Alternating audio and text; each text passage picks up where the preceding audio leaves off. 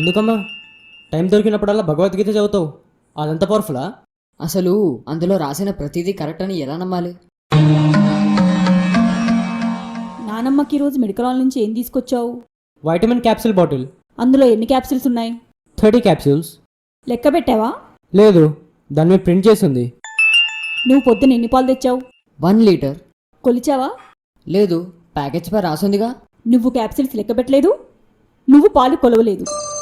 Just packet మీద print చేసి ఉంటే నమ్మేశారు, అంతేగా? ఎవరో కంపెనీ వాళ్ళు ప్రింట్ చేసిన చదివి నమ్మేస్తున్నారు.